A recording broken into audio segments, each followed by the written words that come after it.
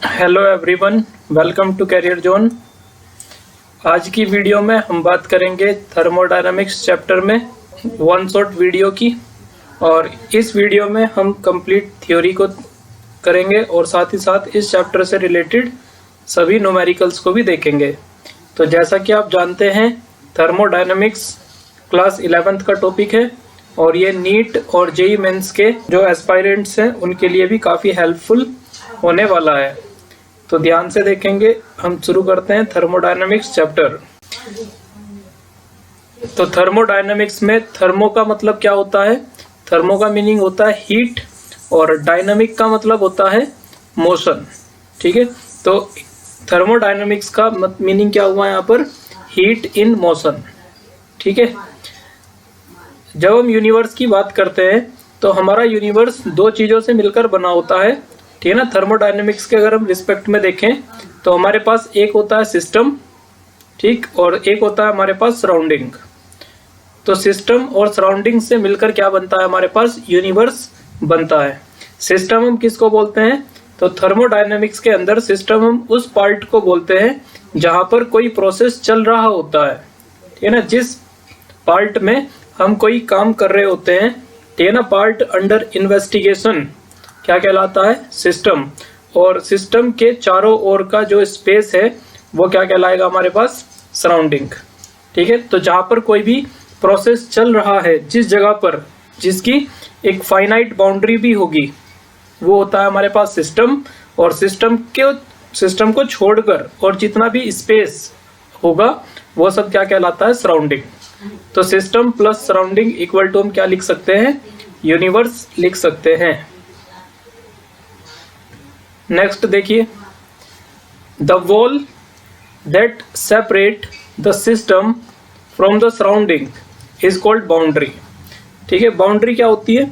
Boundary system के चारों ओर पाई जाती है और सिस्टम को सराउंडिंग से सेपरेट करने का काम करती है, तो उसको हम बोलते हैं बाउंड्री।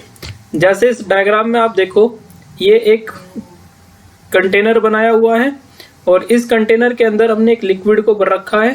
ठीक है ना, तो यहाँ पर एक केमिकल रिएक्शन चल रही है इस कंटेनर के अंदर। तो ये हमारे पास क्या हो गया? सिस्टम। अब इस सिस्टम के चारों ओर जो भी खाली स्पेस हमको दिखाई दे रहा है, ये स्पेस क्या कहलाएगा हमारे पास? सराउंडिंग। ठीक है ना, तो इस कंटेनर के अंदर केमिकल रिएक्शन चल रही है, तो सिस्टम तो हो गया इस कंटेनर के अंदर, और इस कंटेनर के चारों ओर, ठीक है, सब क्या कहलाएगा? सराउंडिंग। अब सिस्टम और सराउंडिंग के बीच में एक बाउंड्री दिखाई दे रही है आपको। ये एक बाउंड्री जो सिस्टम को सराउंडिंग से क्या कर रही है? सेपरेट कर रही है। तो इस बाउंड्री को हम क्या बोलते हैं? इस वॉल को हम बोलते हैं बाउंड्री। बाउंड्री में भी रियल और इमेजिनरी। बाउंड्री हमारे पास रियल भी हो सकती है और इमेजिनरी भी हो सकती है। जैसे अगर हम ओपन कंटेनर की बात करें, ये मेरे पास एक ओपन कंटेनर है। जैसे कि हम एक बकेट की बात कर सकते हैं, एक बाल्टी की बात कर सकते हैं। तो इसके जब आप लेफ्ट और राइट में देखेंगे और नीचे की साइड जो मेरे को बाउंड्री दिखाई दे रही है, तो ये बाउंड्री कैसी होगी? ये रियल बाउंड्री होगी। लेकिन अगर मैं ऊपर की तरफ देखूं, ऊपर से तो ये ओपन है ना, ऊपर से तो ये ओपन है, तो यहाँ पर भी एक बाउंड्री होगी। मान लो अगर मैं इसमें पानी को भर देता हूँ, इस बाल्टी के अंदर आप पानी को भर दो, तो ऊपर की तरफ तो कोई बाउंड्री नहीं है ना, जो सराउंडिंग को इस सिस्टम से अलग कर रही है, कोई बाउंड्री नहीं है। तो वहां पर एक फिजिकल बाउंड्री नहीं है। मीन्स कहने का मतलब ये है, तो ऊपर की साइड बाउंड्री कैसी होगी? इमेजिनरी होगी। तो बाउंड्री रियल भी हो सकती है बच्चों और इमेजिनरी भी हो सकती है। बाउंड्री आपकी रिजिड भी हो सकती है, मतलब एक कठोर हो, ठोस, सॉलिड, और में भी फ्लेक्सिबल, और बाउंड्री फ्लेक्सिबल भी हो सकती है। तो इस स्लाइड में देखो हमने क्या बताया। एक तो बताया बाउंड्री क्या होती है। तो बाउंड्री एक ऐसी वॉल है जो सिस्टम को सराउंडिंग से सेपरेट करती है। ठीक है, बाउंड्री कैसी हो सकती है? बाउंड्री रियल भी हो सकती है, बाउंड्री इमेजिनरी भी हो सकती है, बाउंड्री रिजिड भी हो सकती है और बाउंड्री फ्लेक्सिबल भी हो सकती है। ठीक है, नेक्स्ट देखो, बाउंड्री में भी डायाथर्मिक। बाउंड्री कैसी हो सकती है? डायाथर्मिक हो सकती है और एडियाबैटिक हो सकती है। बाउंड्री में भी डायाथर्मिक और एडियाबैटिक। अब समझो डायाथर्मिक का मतलब क्या होता है? तो ऐसी बाउंड्री जिसके आर पार हीट का एक्सचेंज आसानी से हो जाए, हीट चेंज इजीली हो जाए जिसके आर पार, ठीक है ना, ऐसी बाउंड्री को हम क्या बोलेंगे, डायथर्मिक बोलेंगे। मतलब हम कंडक्टिंग कह सकते हैं अगर हीट का एक्सचेंज हो सकता है सिस्टम से सराउंडिंग में और सराउंडिंग से सिस्टम में, तो ऐसी बाउंड्री को हम क्या बोलेंगे, कंडक्टिंग बाउंड्री, या फिर क्या बोलेंगे, डायथर्मिक। दूसरी होती है हमारे पास एडियाबैटिक बाउंड्री। एडियाबैटिक बाउंड्री हम उसको बोलते हैं जिसमें हीट कैन नॉट फ्लो, जिसके आर पार हीट का फ्लो पॉसिबल नहीं है, उसको हम बोलेंगे एडियाबैटिक बाउंड्री। मतलब हम इंसुलेटिंग भी इसको बोल सकते हैं। इंसुलेटिंग का मतलब क्या होगा कि यहाँ पर अगर एक कंटेनर है और इस कंटेनर में मैंने कहा कि ये जो बाउंड्री है वो अगर एडियाबैटिक है तो हीट सिस्टम से सराउंडिंग में और सराउंडिंग से सिस्टम में नहीं आ पाएगी, ठीक है। तो हम यहाँ पर कह सकते हैं हीट का एक्सचेंज कितना होगा, हीट का एक्सचेंज होगा यहाँ पर 0, ठीक है। नेक्स्ट देखो हम बात करते हैं टाइप्स ऑफ सिस्टम की, ठीक है। टाइप्स ऑफ सिस्टम, तो बच्चों सिस्टम हमारे पास 3 प्रकार के होते हैं। जैसे पहला लिखा है मैंने ओपन सिस्टम, दूसरा होता है क्लोज सिस्टम और तीसरा होता है आइसोलेटेड सिस्टम। तो ओपन सिस्टम क्या है, such a system in which mass exchange and energy exchange occur between system and surrounding.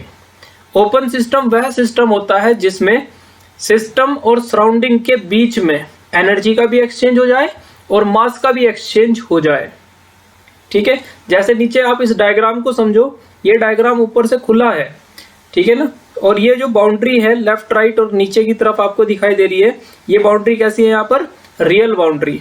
ऊपर की तरफ तो कोई बाउंड्री दिखाई नहीं दे रही, लेकिन फिर भी हम क्या कहेंगे, यहाँ पर सिस्टम और सराउंडिंग सेपरेट हो रहे हैं क्योंकि लिक्विड केवल यहीं तक है। तो इससे नीचे नीचे आपका सिस्टम हो गया, सिस्टम हो गया, और ऊपर की तरफ क्या हो जाएगा, आपका सराउंडिंग हो जाएगा, ठीक है ना। ऊपर की तरफ हमारा सराउंडिंग हो जाएगा। तो ऊपर की तरफ हम क्या कहेंगे, इमेजिनरी बाउंड्री है एक, ठीक है। और हम इसके आर पार क्या कहेंगे कि जो तुम्हारी बाउंड्री है इसके आर पार हीट का एक्सचेंज हो सकता है, तो बाउंड्री कैसी होगी बच्चों, कंडक्टिंग होगी। और कंडक्टिंग बाउंड्री को हम क्या बोलते हैं, डायथर्मिक। कंडक्टिंग बाउंड्री को हम क्या कहेंगे, डायथर्मिक। तो चूंकि जो बाउंड्री है वो कंडक्टिंग है इसलिए हीट का एक्सचेंज हो जाएगा, और जब हम इसको हीट करेंगे, कंटेनर को हीट देंगे, ठीक है ना, तो इसके अंदर का जो लिक्विड है वो गर्म होगा और वो इवेपोरेट होकर भाग जाएगा, यहाँ से निकल जाएगा, ठीक है। तो इसमें मास का भी एक्सचेंज हो जाएगा, मास कम हो जाएगा क्योंकि कुछ लिक्विड का जो मास है वो वेपर की फॉर्म में इवेपोरेट हो जाएगा, ठीक है। एक नोट पॉइंट में क्या लिखा है मैंने, exchange of energy may occur in the form of heat and work. Important बात है, जो एक्सचेंज ऑफ एनर्जी होता है वो हीट के रूप में भी हो सकता है और दूसरा वर्क के रूप में भी हो सकता है। वर्क भी क्या होता है, एक्सचेंज ऑफ एनर्जी होता है, ठीक है। तो यहाँ पर इस एग्जांपल में जो हीट का या एनर्जी का जो एक्सचेंज हो रहा है वो किस रूप में हो रहा है, हीट के रूप में, ठीक है ना, क्योंकि हमारी बाउंड्री कैसी है, कंडक्टिंग बाउंड्री है, इसलिए एनर्जी एक्सचेंज हो रही है आपकी हीट की फॉर्म में। यदि मैं बाउंड्री को क्या कर दूं, यदि मैं बाउंड्री को कर दूं एडियाबैटिक या इंसुलेटिंग, तो वहां पर हो सकता है कि एनर्जी का एक्सचेंज वर्क के रूप में हो जाए। तो अभी हम बात कर रहे हैं केवल ओपन सिस्टम की। तो ओपन सिस्टम वह सिस्टम है जिसमें सिस्टम और सराउंडिंग के बीच में मास का एक्सचेंज और एनर्जी का एक्सचेंज होता है, उसको हम ओपन सिस्टम कहते हैं, ठीक है। अगली स्लाइड पे देखिए, दूसरा है मेरे पास क्लोज सिस्टम। तो क्लोज सिस्टम ऐसा सिस्टम है बच्चों जिसमें no exchange of matter, matter का एक्सचेंज नहीं हो पाएगा, but exchange of energy is possible between system and surrounding. System और सराउंडिंग के बीच में एनर्जी का एक्सचेंज हो सकता है लेकिन मास का एक्सचेंज नहीं हो सकता, और इसी बात को मैंने शॉर्टकट में यहाँ पर लिखा है, ठीक है ना, इसी बात को हमने यहाँ पर शॉर्टकट में लिखा है। मास एक्सचेंज नहीं हो सकता और एनर्जी का एक्सचेंज हो जाएगा। अब इस एग्जांपल को समझो, यहाँ पर एक कंटेनर है और ये क्लोज कंटेनर है। क्लोज कंटेनर है तो जो इसके अंदर मैटर प्रेजेंट है वो बाहर तो नहीं जा पाएगा, तो हम ये कहेंगे कि मैटर का एक्सचेंज नहीं हो सकता, लेकिन ये बाउंड्री कैसी ली है मैंने, ये रियल बाउंड्री है, और ये मैंने बाउंड्री ली है बच्चों कंडक्टिंग या फिर डायथर्मिक। और कंडक्टिंग या डायथर्मिक अगर बाउंड्री है तो उसमें हम एनर्जी का एक्सचेंज कर सकते हैं, ठीक है ना। यहाँ पर हीट सिस्टम से सराउंडिंग में और सराउंडिंग से सिस्टम में जा सकती है यदि बाउंड्री हमारे पास कंडक्टिंग होगी। तो ये हमारे पास क्लोज सिस्टम है। क्लोज सिस्टम में याद रखना मास का एक्सचेंज नहीं होता, एनर्जी का एक्सचेंज हो सकता है। ठीक है, नेक्स्ट चलते हैं। देखो एक क्वेश्चन आया है, पहले इस क्वेश्चन को सोल्व करेंगे, उसके बाद हम आइसोलेटेड सिस्टम को देखेंगे। ये मेरे पास एक कंटेनर है और ऊपर जो रेड में दिखाया गया है आपको वो पिस्टन है। तो पूछ रहा है ये कौन सा सिस्टम है। ठीक है, ये कौन सा सिस्टम है। और इंपॉर्टेंट बात ये है कि जो ये बाउंड्री है, ये बाउंड्री कैसी है, इंसुलेटिंग। इंसुलेटिंग बाउंड्री का मतलब क्या होगा कि बाउंड्री के जो ये हमारी वॉल है ना, बाउंड्री है, इसके अक्रॉस हीट का एक्सचेंज पॉसिबल नहीं है। तो ये कौन सा सिस्टम होगा बच्चों, ये क्लोज सिस्टम ही होगा, क्योंकि देखो ऊपर से बंद है, ठीक है ना, तो बंद है तो इसका मतलब मैटर का एक्सचेंज इसमें नहीं हो सकता। मैटर का एक्सचेंज इसके अंदर नहीं हो सकता। ठीक है, और एनर्जी का एक्सचेंज बताओ भाई। एनर्जी का जो एक्सचेंज है, एनर्जी का जो एक्सचेंज है वो तुम्हारा सराउंडिंग से सिस्टम में और सिस्टम से सराउंडिंग में तो हीट एक्सचेंज नहीं हो सकती। एनर्जी एक्सचेंज हीट के रूप में इसमें नहीं हो पाएगी। तो हीट का एक्सचेंज कैसे हो सकता है, हीट का एक्सचेंज हो सकता है इन द फॉर्म ऑफ वर्क। ठीक है ना, वर्क की फॉर्म में एनर्जी एक्सचेंज हो सकती है इस सिस्टम के अंदर। तो नेक्स्ट देखिए इसमें आंसर में क्या लिखा है कि ये क्लोज सिस्टम है हमारे पास बिकॉज इसमें एनर्जी का जो एक्सचेंज है वो वर्क की फॉर्म में हो सकता है। वर्क की फॉर्म में कैसे होगा भैया, सिस्टम को हम दबा भी सकते हैं, तो ये जो इसके अंदर गैस भरी हुई होगी वो कंप्रेस हो जाएगी, और यदि गैस ने वर्क किया तो इस पिस्टन ऊपर की तरफ चला जाएगा, गैस एक्सपेंड होगी। ठीक है ना, तो सिस्टम को ऊपर और नीचे करने में वर्क करना पड़ेगा। तो यहाँ पर जो एनर्जी का एक्सचेंज है वो वर्क की फॉर्म में हो सकता है।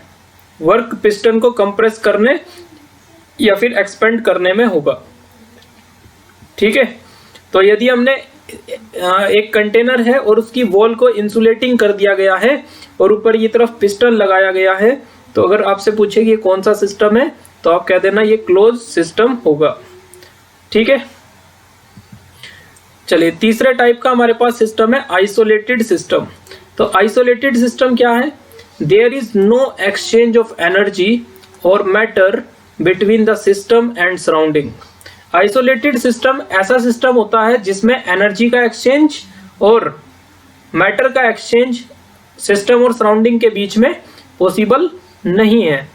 तो सोल्ट में देखो यहाँ पर क्या लिखा है, जो मास का एक्सचेंज है वो नहीं हो सकता और जो एनर्जी का एक्सचेंज है वो भी नहीं हो सकता। तो ये कौन सा सिस्टम है, आइसोलेटेड सिस्टम। यहाँ पर एक एग्जांपल दिया है, नीचे एक कंटेनर बनाया हुआ है और यहाँ पर देखो जो वॉल है, ठीक, जो ये बाउंड्री है वो बाउंड्री कैसी है, रियल बाउंड्री है, और हमने एडियाबैटिक या इंसुलेटिंग कर दिया है इस बाउंड्री को। एडियाबैटिक का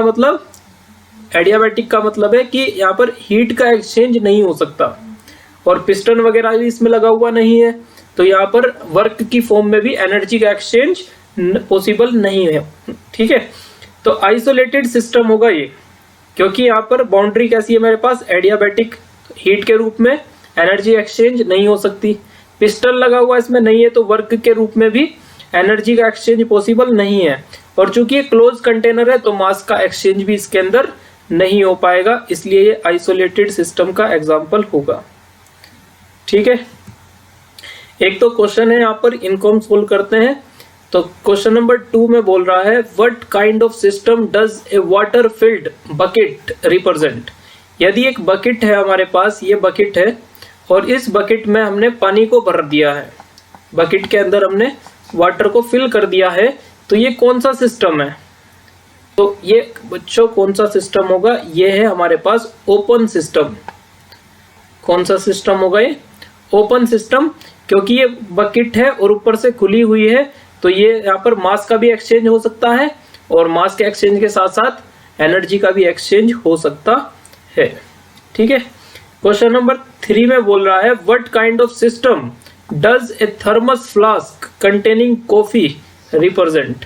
एक थर्मस फ्लास्क है और उसके अंदर कॉफी है, तो ये आपका किस प्रकार का सिस्टम होगा।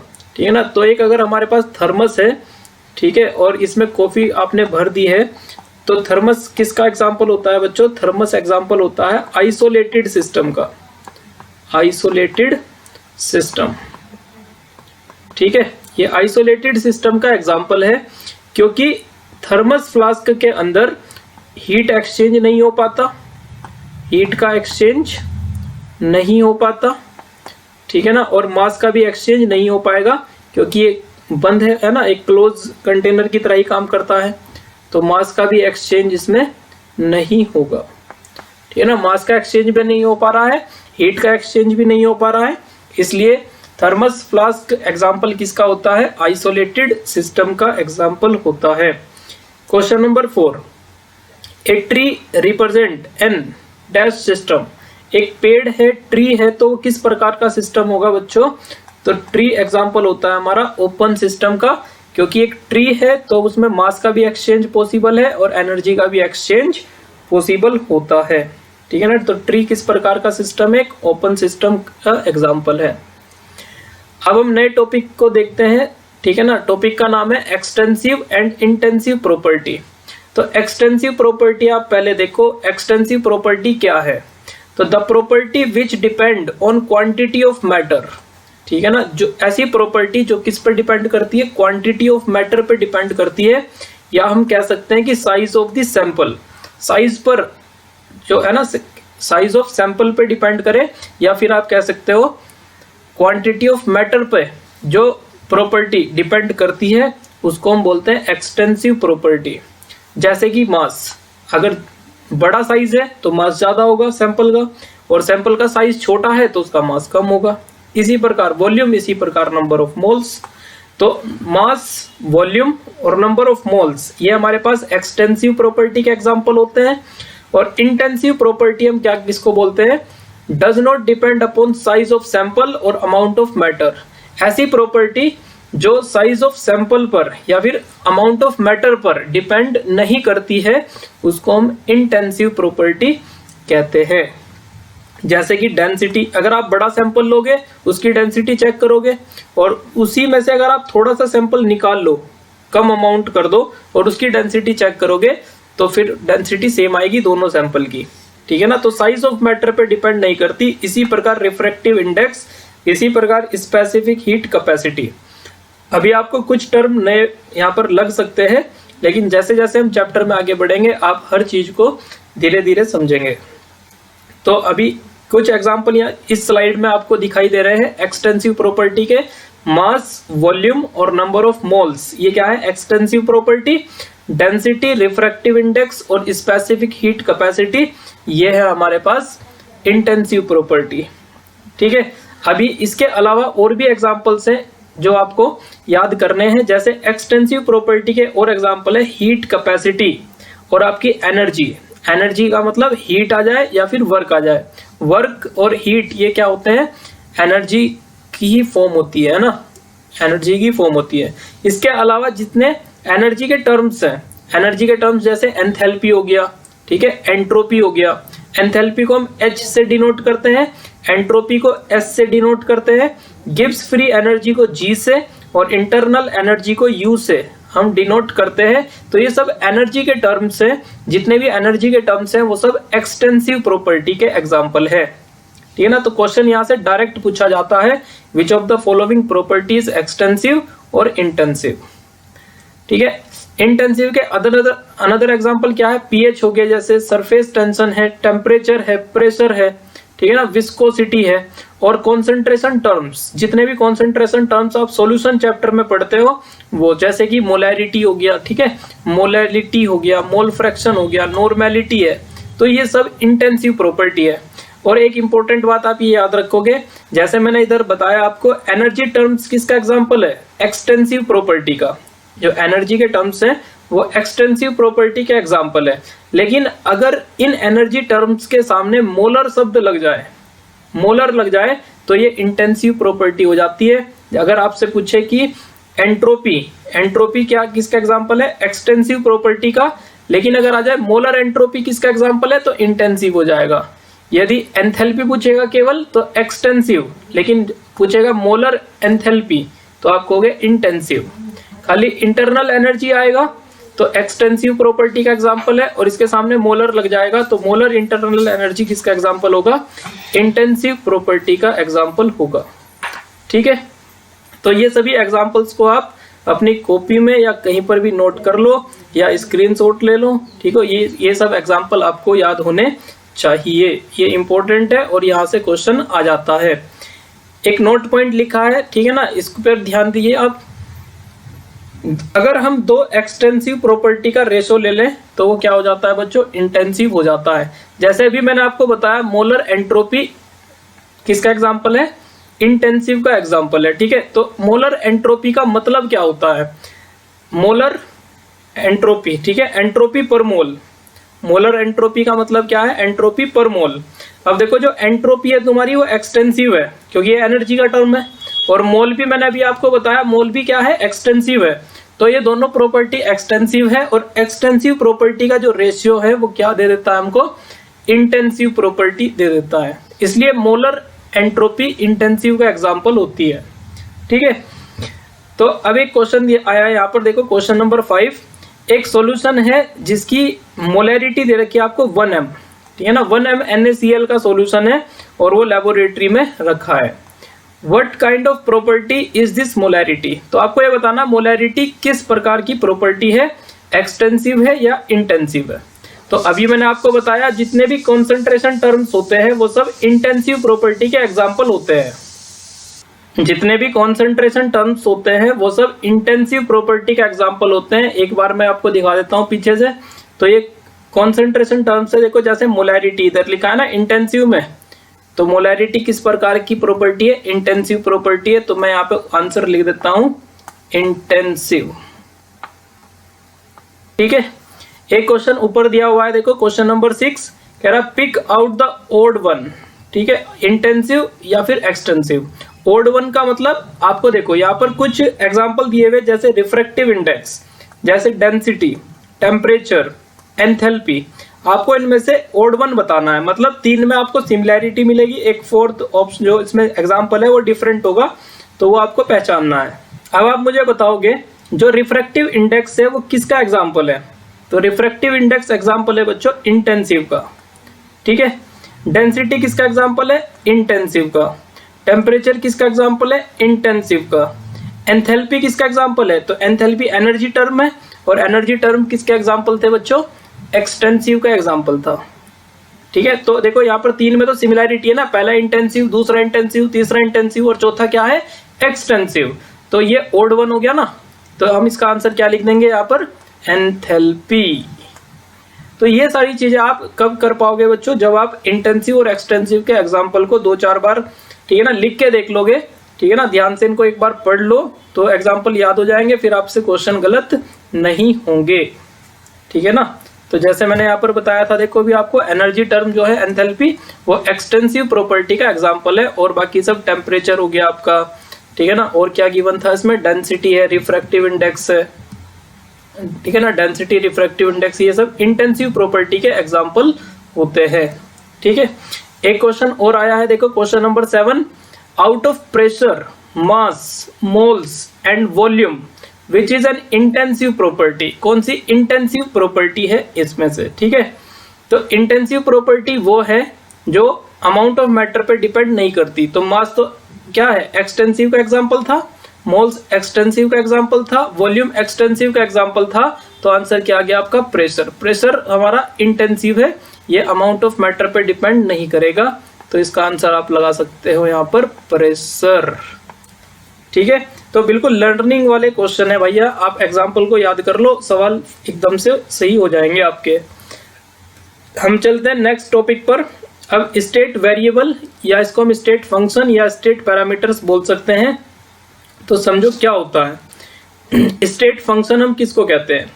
Those physical quantities whose value depend only on the state of the system and does not depend on the path by which this state has been attained are called state function। तो ऐसी physical quantity जिनकी value केवल और केवल किस पर depend करती है? स्टेट ऑफ द सिस्टम पर डिपेंड करती है, और किस बात पर डिपेंड नहीं करती? पाथ पर।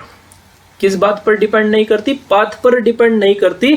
Bye which this state has been attain are called state function. ठीक है ना। तो स्टेट फंक्शन ऐसी फिजिकल क्वांटिटी है जो किस पर डिपेंड करती है? केवल इनिशियल और फाइनल स्टेट पर डिपेंड करती है। ठीक है ना, पाथ पर डिपेंड नहीं करती। उसको हम स्टेट फंक्शन या स्टेट वेरिएबल बोलते हैं। तो स्टेट वेरिएबल के एग्जांपल क्या होंगे मेरे पास? Pressure, temperature, volume, number of moles. ठीक है ना। और एनर्जी के terms enthalpy, entropy, internal energy, Gibbs free energy, ये सब क्या है? स्टेट फंक्शन के एग्जांपल होते हैं। एक बार और सुन लेंगे। स्टेट फंक्शन क्या है? ऐसी फिजिकल क्वांटिटीज जिनकी वैल्यू इनिशियल और फाइनल पोजीशन पर बस डिपेंड करती है, पाथ पर डिपेंड नहीं करती, उसको हम स्टेट फंक्शन बोलते हैं। तो यहाँ पर देखो क्या लिखा है, they depend only upon the initial state and final state of the system. ठीक है, इनिशियल और फाइनल स्टेट पर केवल सिस्टम की ये डिपेंड करेंगे, पाथ पर डिपेंड नहीं करेंगे। तो हमने लिख दिया इंडिपेंडेंट ऑफ द पाथ। जैसे मैंने एक एग्जांपल यहाँ पे लिखा है कि हमारे पास एक बैलून है और आपने उसमें हवा भरी। अब बैलून में आप मुंह से हवा भरो या फिर पंप से हवा भरो, तो उसके अंदर जब गैस भरी जाएगी तो उसके अंदर प्रेशर बनेगा और प्रेशर को कोई फर्क नहीं पड़ेगा कि वो बैलून में हवा कैसे भरी गई, मुंह से हवा भरो या फिर पंप से हवा भरो। तो जो बैलून के अंदर का प्रेशर है वो पाथ पर डिपेंड नहीं कर रहा। बैलून के अंदर का जो प्रेशर है वो पाथ पर डिपेंड नहीं कर रहा है। ठीक है ना, इसलिए हम प्रेशर को क्या कहेंगे? ये स्टेट फंक्शन है या स्टेट वेरिएबल। जैसे एक एग्जांपल और देखो, यहाँ पर पीवी कर्व हमने लिया है और आप यहाँ से दो पाथ दिए गए हैं। एक पाथ ए है जो व्हाइट से दिखाया गया है, एक पाथ बी है जो रेड कलर से हमको दिखाया गया है। ठीक है, अब देखो यहाँ पर जो ए पॉइंट है और जो बी पॉइंट है, ए और बी पॉइंट। ठीक है, तो यहाँ से यहाँ तक मुझे प्रेशर में चेंज निकालना है, तो मैं कैसे निकालूंगा? Change in pressure. तो फाइनल जब भी हमको चेंज निकालना हो बच्चों, ये ध्यान रखना, चेंज निकालने के लिए फॉर्मूला क्या लिखते हो आप? तो फाइनल वैल्यू में से हम अगर इनिशियल वैल्यू को माइनस कर दे, ठीक है ना, फाइनल वैल्यू में से यदि हम इनिशियल वैल्यू को माइनस कर दे तो हमारे पास चेंज निकल जाता है। तो चेंज इन प्रेशर क्या होगा? Final pressure minus initial pressure. Change in volume क्या होगा? Final volume minus initial volume. Change in temperature क्या होगा? Final temperature minus initial temperature. और चेंज इन इंटरनल एनर्जी क्या होगा? Final internal energy minus initial internal energy. इसी तरीके से एंट्रोपी में change final minus initial, Gibbs energy में चेंज फाइनल माइनस इनिशियल। तो जितने भी स्टेट वेरिएबल है हमारे पास, उन सब की वैल्यू कैसे निकलेगी? जब हम उनमें चेंज निकालेंगे तो फाइनल वैल्यू में से माइनस कर देंगे इनिशियल वैल्यू को। ठीक है ना। अब देखो यहाँ से जो दो प्रोसेस है इस ग्राफ में, जो फर्स्ट है उसका पाथ अलग है और जो सेकंड है उसका पाथ अलग है। लेकिन यहाँ से जब मैं ए पॉइंट से बी पॉइंट पर जाऊंगा तो दोनों पाथ से चलने पर जो प्रेशर में चेंज आएगा वो सेम आएगा। पाथ अलग अलग है क्योंकि जो प्रेशर है तुम्हारा वो पाथ पे डिपेंड नहीं करता है, केवल इनिशियल और फाइनल वैल्यू पे डिपेंड करता है। तो इन दोनों पाथ में जो ए से हम बी तक गए हैं दो अलग अलग पाथ से, ठीक है ना, तो यहाँ से यहाँ तक जो प्रेशर में चेंज आएगा या वॉल्यूम में जो चेंज आएगा, टेम्परेचर में जो चेंज आएगा, तो वो सेम होगा, क्योंकि प्रेशर, वॉल्यूम, टेम्परेचर या फिर एनर्जी के जो टर्म्स मैंने आपको बताए हैं ये पाथ पर डिपेंड नहीं करते हैं। नेक्स्ट देखते हैं अब कौन कौन से वो टर्म्स हैं या कौन कौन सी प्रॉपर्टी है जो पाथ पे डिपेंड करती है। तो आप यहीं पर अभी एग्जांपल याद कर लो। एक तो हीट और दूसरा वर्क। ठीक है ना, जो हीट और वर्क है ये हमारे पास पाथ फंक्शन होते हैं, मतलब इनकी वैल्यू पाथ पे डिपेंड करती है। ठीक है ना, हीट और वर्क क्या है? Path function. तो ये दो एग्जांपल याद कर लो पाथ फंक्शन के, और बाकी स्टेट फंक्शन है। तो हीट और work appear on surface only. ठीक है ना, तो ये अपीयर कहां पर होते हैं? अपीयर का मतलब प्रदर्शित होना। तो हीट और जो वर्क है उनको हम फील करते हैं एक तरीके से, कहां पर? सरफेस पर, सिस्टम की सरफेस पर। ठीक है ना, तो यहां से डायरेक्ट क्वेश्चन पूछा जा सकता है आपसे, याद रखना, हीट और वर्क अपीयर होते हैं ऑन सरफेस ओनली। यदि कोई हमारे पास साइक्लिक प्रोसेस हो तो स्टेट फंक्शन में जो चेंज आएगा हमारे पास वो कितना आएगा 0। जैसे आप इस एग्जांपल में समझो ये पीवी कर्व है मेरे पास और इनिशियल पॉइंट ए है, तो आप ए से गए बी, बी से गए आप सी और सी से गए डी और डी से वापस आ गए ए पर। तो आप इस साइकिल में जहां से चले थे वापस वहीं पर वापस आ गए। तो फाइनल पोजीशन और इनिशियल पोजीशन क्या हो गई, सेम।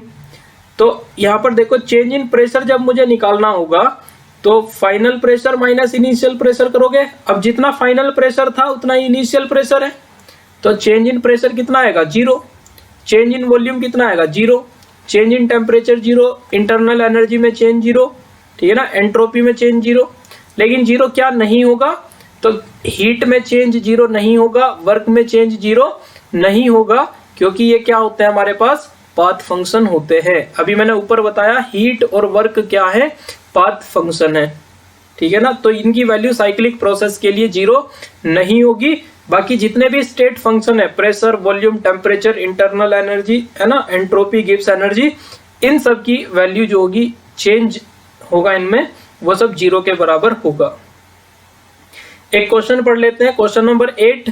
इन द इक्वेशन, आप जानते हो इस इक्वेशन को, ये आइडियल गैस इक्वेशन है, PV equal to nRT। How many state variable are present, इसमें कितने स्टेट वेरिएबल प्रेजेंट है। तो जो कांस्टेंट टर्म्स हैं, ठीक है, उनको हम हटा देते हैं। तो हमारा चेंज किस में होगा, प्रेशर में चेंज हो सकता है, ठीक है ना, वॉल्यूम में चेंज हो सकता है, टेम्परेचर में चेंज हो सकता है। तो किसी गिवन सिस्टम के लिए, फॉर ए गिवन सिस्टम, ठीक है ना, गिवन सिस्टम के लिए आपके एक तो गैस के नंबर ऑफ मोल्स क्या हो जाएंगे कांस्टेंट, और जो आर है तुम्हारा वो अपने आप में ही क्या है, एक कांस्टेंट है। तो ये दोनों तो टर्म कांस्टेंट हो जाएगी। तो गैस के लिए प्रेशर में चेंज, वॉल्यूम में चेंज और टेम्परेचर में चेंज होगा। तो स्टेट वेरिएबल कितने आ जाएंगे हमारे पास, 3। प्रेशर, वॉल्यूम और टेम्परेचर, ये होंगे स्टेट वेरिएबल। और किसी गिवन सिस्टम के लिए मोल्स और जो तुम्हारा आर है यूनिवर्सल गैस कांस्टेंट, इन दोनों की वैल्यू फिक्स हो जाएगी, कांस्टेंट हो जाएगी, ठीक है। नेक्स्ट टॉपिक देखते हैं, टाइप्स ऑफ थर्मोडायनामिक प्रोसेसेस, ठीक है। तो पहला प्रोसेस है मेरे पास आइसोथर्मल प्रोसेस। अब देखो नाम से ही पता चल रहा है आइसो का मतलब होता है सेम और थर्मल का मतलब है टेम्परेचर। तो ये ऐसा प्रोसेस है जिसमें टेम्परेचर क्या रहे, कांस्टेंट। तो यहाँ पे मैंने लिखा भी है, in which temperature remain constant throughout are called isothermal process. Isothermal process ऐसा प्रोसेस होता है जिसमें टेम्परेचर कांस्टेंट रहता है। तो मैं लिख सकता हूं चेंज इन टेम्परेचर किसके बराबर होगा, 0 के बराबर होगा यहाँ पे। और इस बात को अभी आप लर्न कर लेंगे कि आइडियल गैस के लिए, अगर आइडियल गैस है मेरे पास, ठीक है ना, तो आइसोथर्मल प्रोसेस गिवन है, तो इंटरनल एनर्जी में चेंज कितना होता है, 0। आइसोथर्मल प्रोसेस में इंटरनल एनर्जी में चेंज 0 के बराबर होता है यदि आइडियल गैस हो तो। और हम ये भी इक्वेशन जानते हैं कि PV इक्वल टू क्या होता है, nRT। PV इक्वल टू क्या होता है, nRT। अब देखो किसी गैस के लिए, ठीक है ना, गिवन सिस्टम के लिए, गिवन गैस के लिए उसके मोल्स कांस्टेंट हो जाएंगे। कंटेनर के अंदर जितने भी हम गैस के मोल लेंगे वो फिक्स हो जाएगी वैल्यू। और जो R है तुम्हारा वो अपने आप में कांस्टेंट होता है। और आइसोथर्मल प्रोसेस के लिए टेम्परेचर भी क्या हो गया, कांस्टेंट। तो इसका मतलब N भी कांस्टेंट है, R भी कांस्टेंट है, T भी कांस्टेंट है। तो मैं लिख सकता हूँ PV इक्वल टू क्या है, कांस्टेंट। जब मैं यहाँ से P की वैल्यू को निकालूंगा तो P हम लिख सकते हैं इनवर्सली प्रोपोर्शनल है 1/V, ठीक है ना भैया। मैं इसको ऐसे लिख सकता हूँ ना, P इक्वल टू K/V। और मैं लिख सकता हूँ P डायरेक्टली प्रोपोर्शनल 1/V, ठीक है ना। तो प्रेशर वॉल्यूम के बीच में कैसा रिलेशन आ गया यहाँ पर, आइसोथर्मल प्रोसेस के लिए इनवर्सली प्रोपोर्शनल का रिलेशन आ गया। और यही हम गैसियस स्टेट में पढ़े थे, बॉयल्स लॉ होता है। बॉयल्स लॉ क्या है, at a constant temperature pressure is inversely proportional to volume. और यहाँ पर PV का जब हम कर्व बनाते हैं तो ये कैसा ग्राफ आता है, रेक्टेंगुलर हाइपरबोला, इस ग्राफ को हम बोलते हैं, ठीक है। बहुत इंपॉर्टेंट ग्राफ है, याद रखो। और इसी ग्राफ पर आपका क्वेश्चन भी आ चुका है नीट 2021 में, ठीक है ना, बॉयल्स लॉ पर। तो ये यहाँ पर रेक्टेंगुलर हाइपरबोला ग्राफ बनता है PV कर्व में आइसोथर्मल प्रोसेस के लिए, ठीक है ना, या फिर बॉयल्स लॉ का ये ग्राफ होता है। P इनवर्सली प्रोपोर्शनल है V के, ठीक है। नेक्स्ट देखो, दूसरा है मेरे पास आइसोबारिक प्रोसेस। तो आइसोबारिक प्रोसेस वह प्रोसेस होता है जिसमें कांस्टेंट हो क्या चीज, प्रेशर।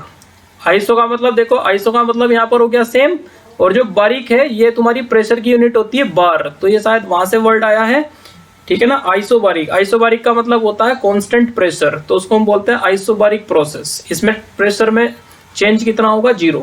भाई अगर प्रेशर कांस्टेंट कर दिया तो प्रेशर में कोई चेंज होगा, नहीं होगा, तो चेंज इन प्रेशर 0 हो जाएगा। जब हम पीवी कर्व बनाएंगे तो एक स्ट्रेट लाइन आ जाएगी सीधी इस तरीके से, क्योंकि जो वाई एक्सिस पे मैंने प्रेशर दिखाया है, प्रेशर तो चेंज हो ही नहीं रहा ना, वॉल्यूम बढ़ता जा रहा है लेकिन प्रेशर क्या है, कांस्टेंट है लगातार। तो ये आइसोबारिक प्रोसेस का ग्राफ होगा। नेक्स्ट हम देखते हैं आइसोकोरिक। तो आइसो का मतलब सेम, और कोरिक यहाँ पर, ठीक है ना, वॉल्यूम ध्यान रखना है आपने कोरिक के लिए, तो इसमें वॉल्यूम कांस्टेंट रहता है। आइसोकोरिक प्रोसेस में क्या कांस्टेंट है, वॉल्यूम। तो ऐसा प्रोसेस जिसमें कांस्टेंट वॉल्यूम होता है उसको हम बोलते हैं आइसोकोरिक प्रोसेस। और आइसोकोरिक में बच्चों चेंज इन वॉल्यूम कितना हो जाएगा, 0। और जब हम पीवी कर्व की बात करेंगे तो यहाँ पर वॉल्यूम कांस्टेंट है, तो एक सीधी लाइन आ जाएगी इस तरीके से, प्रेशर बढ़ता जा रहा है लेकिन वॉल्यूम सभी पॉइंट पर क्या है, कांस्टेंट है, ठीक है ना। तो पहला प्रोसेस मैंने आपको बताया आइसोथर्मल, जिसमें टेम्परेचर कांस्टेंट होता है। दूसरा मैंने आपको बताया आइसोबारिक, जिसमें प्रेशर कांस्टेंट होता है। और तीसरा बताया मैंने आइसोकोरिक, जिसमें वॉल्यूम कांस्टेंट होता है। अब हम चौथे प्रोसेस की बात करते हैं, एडियाबैटिक प्रोसेस। एडियाबैटिक प्रोसेस हम उसको बोलते हैं जिसमें heat exchange between system and surrounding is not possible, ठीक है ना। ऐसा सिस्टम जिसमें सिस्टम और सराउंडिंग के बीच में हीट का एक्सचेंज नहीं हो पाता, उसको हम बोलते हैं एडियाबैटिक प्रोसेस। और इसके लिए हीट में चेंज 0 के बराबर होगा, डेल्टा क्यू इक्वल टू 0, अगर एडियाबैटिक प्रोसेस है तो। और इसका ग्राफ जो है तुम्हारा आइसोथर्मल के जैसा थोड़ा दिखाई देता है लेकिन ज्यादा कर्व होता है, ठीक है। जो ये ज्यादा कर्व दिखाई दे रहा है ग्राफ में तुमको, ये नीचे वाला जो ग्राफ है ये एडियाबैटिक का ग्राफ है, ठीक है ना। और जिसमें कर्व कम है, कम दिखाई दे रहा है आपको, ये आइसोथर्मल का ग्राफ है, ठीक है। तो आपको एक बात ध्यान रखनी है, जो एडियाबैटिक का कर्व होता है वो ज्यादा कर्व होता है आइसोथर्मल के ग्राफ से, ठीक है। पांचवा प्रोसेस देखते हैं हम, साइक्लिक प्रोसेस। तो ऐसा प्रोसेस जिसमें इनिशियल और फाइनल स्टेट क्या होती है, सेम, ठीक है ना। इनिशियल स्टेट और फाइनल स्टेट सेम होती है, उसको हम बोलते हैं साइक्लिक प्रोसेस। तो यहाँ पर पीवी कर्व में आप देखो, ये ए पॉइंट है, ए से आप बी पर गए, बी से सी पर गए, सी से डी पर गए और डी से वापस कहाँ पर आ गए, ए पर ही आ गए। तो इनिशियल स्टेट और फाइनल स्टेट क्या है यहाँ पे, सेम। जैसे सर्किल है, सर्किल में आप जहां से जाओगे घूमकर वही वापस आ जाओगे, तो ये साइक्लिक प्रोसेस हमारे पास हुआ करता है, ठीक है। तो यहाँ तक हमने सभी प्रोसेस की बात कर ली। 5 प्रोसेस मैंने आपको बताए, एक्सटेंसिव, इंटेंसिव प्रॉपर्टी मैंने आपको बताई, ठीक है। और मैंने आपको टाइप्स ऑफ सिस्टम के बारे में इस वीडियो में डिस्कस किया है, ठीक है। तो बच्चों आज की वीडियो में हम इतना ही रखेंगे, और नेक्स्ट वीडियो में हम बात करेंगे रिवर्सिबल और इरिवर्सिबल प्रोसेस की। तो मिलते हैं नेक्स्ट वीडियो में, आज के लिए इतना ही। Thank you very much.